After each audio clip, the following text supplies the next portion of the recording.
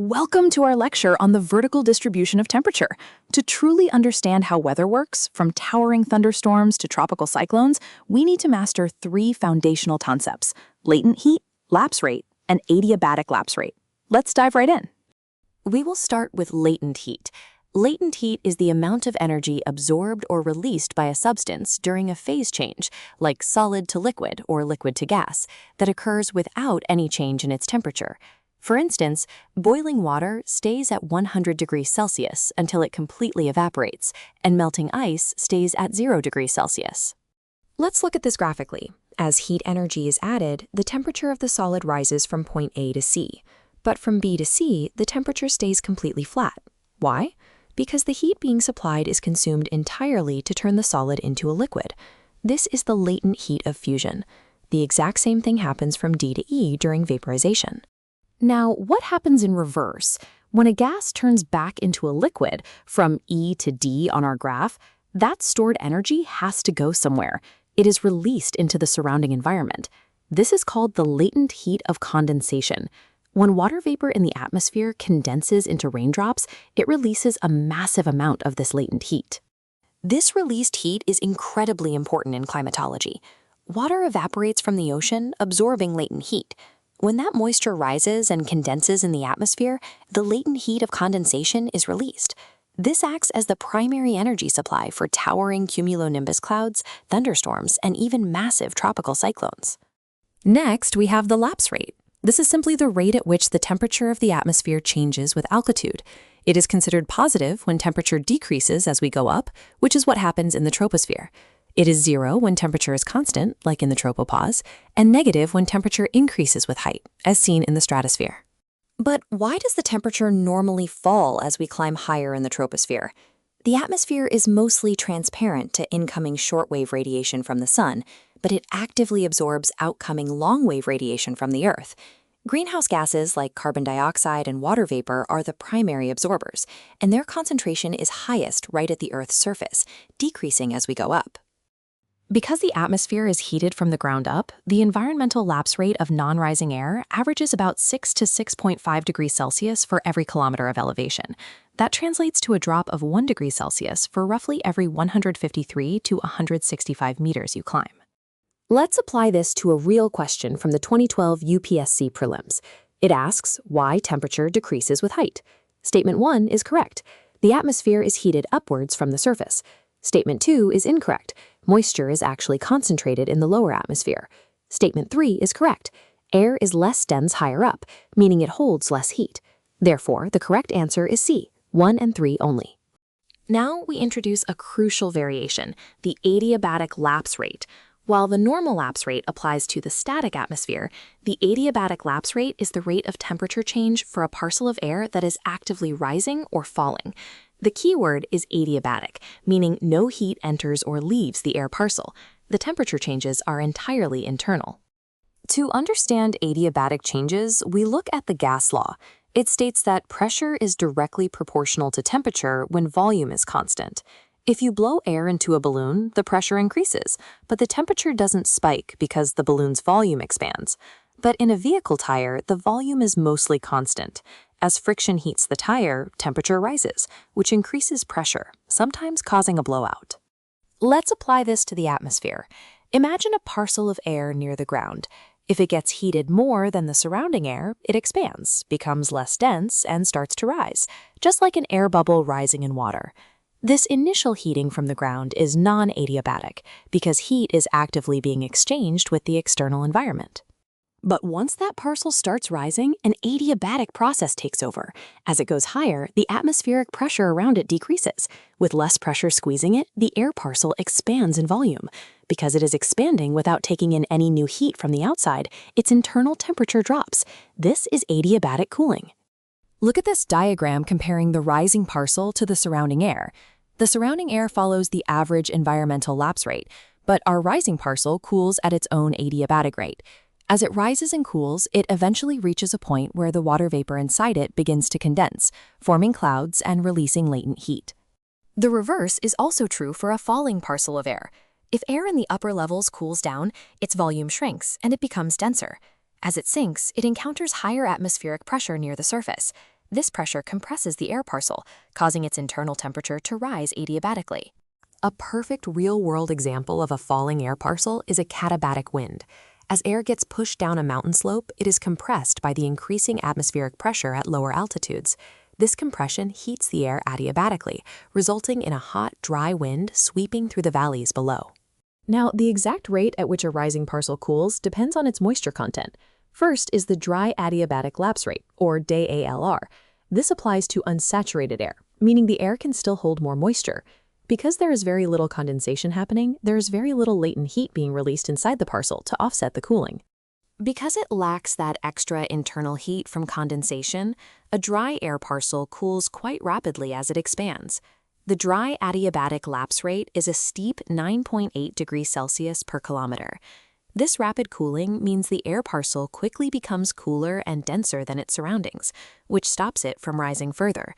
Thus, DALR is associated with stable atmospheric conditions. On the other hand, we have the wet adiabatic lapse rate, or WALR. This applies to saturated air, air whose stomach is full and cannot hold any more moisture. As this saturated air rises and expands, the water vapor immediately begins to condense into liquid water. Remember the latent heat of condensation we discussed earlier? As the moisture condenses, it releases that latent heat directly into the rising air parcel. This added heat partially offsets the cooling from expansion. As a result, the parcel cools much more slowly, on average just 4 degrees Celsius per kilometer. Because it stays warmer than the surrounding air for longer, it keeps rising, leading to unstable weather conditions. To put it all together, we can compare these three rates. The normal environmental lapse rate is about 6 degrees per kilometer. The dry adiabatic lapse rate is greater than the environmental rate, at 9.8 degrees. The wet adiabatic lapse rate is less than the environmental rate, averaging around 4 degrees. Understanding how these rates interact is the key to weather forecasting, which we will explore next. The relationship between the normal lapse rate of the atmosphere and the dry and moist adiabatic lapse rates is what determines the vertical stability of the atmosphere. Because of this, understanding lapse rates is of prime importance to meteorologists. It allows them to forecast certain types of cloud formations, predict whether thunderstorms will occur, and gauge the intensity of atmospheric turbulence. Let's look at the first condition, absolute stability, which occurs when the ambient lapse rate is greater than the dry adiabatic lapse rate. In this scenario, there is very little moisture in the air. Because moisture is low, the condensation of water vapor is also low, meaning very little latent heat is released. As a parcel of air tries to rise, it gets cold quickly, becomes denser than the surrounding air, and simply falls back to the ground. Consequently, no clouds form, and there is no rain. The atmosphere is completely stable. Next is conditional stability, where the ambient lapse rate sits between the wet and dry adiabatic lapse rates. Here, we have a considerable amount of moisture in the air parcel. When this water vapor condenses, it releases a reasonably high amount of latent heat, enough to potentially drive a thunderstorm. However, the actual occurrence of a storm depends on various external factors, like surface heating or lifting mechanisms. So the weather is conditionally stable. It means there are chances of thunderstorms, but it may or may not actually rain. Finally, we have absolute instability, occurring when the ambient lapse rate is less than the wet adiabatic lapse rate. This condition indicates that there is an unusually high amount of moisture in the air. As this moist air rises, the condensation of water vapor is very high, releasing a massive amount of latent heat. This heat acts as an engine, driving violent updrafts and severe thunderstorms. Under absolute instability, you can definitely expect heavy rain and stormy weather. To quickly summarize these three states, absolute stability means the air lacks moisture and will not produce rain. Conditional stability means there is normal moisture and rain is possible, depending on other triggers. Absolute instability means the air is loaded with excess moisture, and rain or thunderstorms are practically guaranteed. Moving on to a fascinating meteorological phenomenon, temperature inversion. Under normal conditions in the troposphere, temperature decreases as you go higher up, which is a positive lapse rate. But during a temperature inversion, this normal behavior is completely reversed. A layer of cool air at the surface is overlain by a layer of warmer air. Because the temperature is actually increasing with altitude in this layer, we call it a negative lapse rate. The vertical temperature profile is literally inverted. For a temperature inversion to form, specific ideal conditions are usually required. First, long nights are essential so that the Earth can radiate more heat out to space than it receives from the sun. Second, clear skies are needed to allow this radiation to escape without being trapped by clouds. Finally, the air must be calm and stable. If it's windy, the lower levels of the atmosphere will mix, destroying the delicate layering of cold air beneath warm air. There are several types of temperature inversions, also known as the air drainage type. Picture a deep mountain valley at night. The upper parts of the mountain slopes radiate heat quickly and cool down. This chills the air right next to the slopes, making it denser. Gravity then pulls this cold, heavy air down into the valley bottom, where it settles. Meanwhile, the relatively warmer air is pushed upward, creating a strong inversion. This is very common in mountainous regions.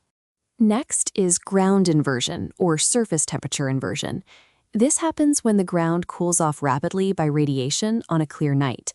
The air directly in contact with this cold ground also cools down, becoming colder than the air higher up. If the temperature of this surface air drops below its dew point, moisture condenses and you get fog. This type of inversion is very common in higher latitudes.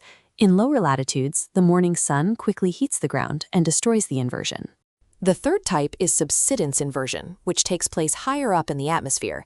This develops when a widespread layer of air descends or subsides.